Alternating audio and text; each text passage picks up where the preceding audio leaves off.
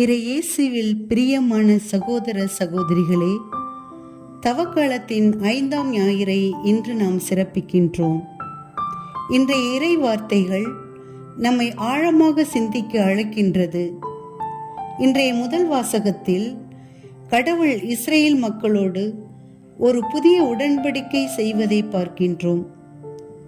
2ஆம் வாசகத்தில் துன்பங்கள் வழியாக கீழ்ப்படிதலை நாம் கற்றுக்கொள்ளும் போது வாழ்க்கையின் ஏற்றத்தாழ்வுகளும் ஏமாற்றங்களும் துன்பங்களும் இழப்புகளும் சந்திக்க நேரிடும்.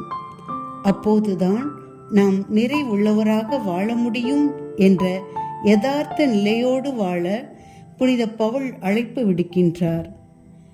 இன்றைய நற்செய்தியில் கிரேக்கர்கள் இயேசுவை காண விரும்புகிறார்கள். நாமும் இயேசுவை காண விரும்புகிறோம், தேடுகிறோம்.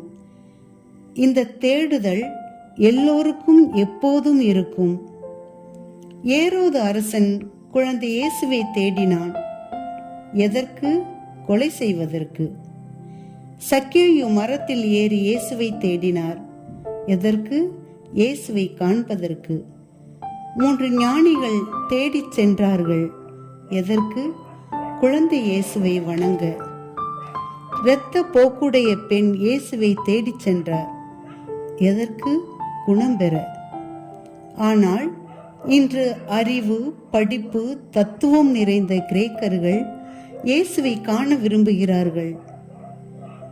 ஒரு கவிதை வரி இவ்வாறு கூறுகிறது: ஏதோ ஒன்றின் பின்னால் ஓயாது ஓடுகிறோம், கடந்து சென்ற கர்வமாய் திரும்பி பார்க்கையில்தான் தெரிகிறது இதுவல்லவே என் தேடல் என்று. ஆம் அன்பார்ந்த சகோதரமே, எதை தேடுகிறோம் என்று கூட தெரியாமல் தேடி ஓடுகிறோம். என் தேடல் எதை தேடிக்கொண்டு செல்கிறது? பணமா? பதவியா? ஜாதி வெறியா? பகட்டான வாழ்க்கையா? அலைபேசியா? எதை தேடி? சிந்திப்போம். அற்பமான வாழ்க்கையை தேடிச் செல்லாமல் அர்த்தமுள்ள நிறைவாழ்வை தேடிச் செல்வோம். இயேசுவை காண விரும்பிய கிரேக்கர்களுக்கு இயேசு சொன்ன பதில்: கோதுமை மணி மண்ணில் விழுந்து மடியாவிட்டால் அது அப்படியே இருக்கும், அது மடிந்தால் தான் மிகுந்த விளைச்சலை அளிக்கும். வாழ்க்கையோடு போராடினால்தான் ஒரு பெண் சரித்திரம் படைக்க முடியும். இருளோடு போராடினால்தான் புழு வண்ணத்து பூச்சியாக முடியும். மண்ணோடு போராடினால்தான் விதை மரமாக முடியும். வாழ்க்கையோடு போராடினால்தான் நாம் வரலாறு படைக்க முடியும்.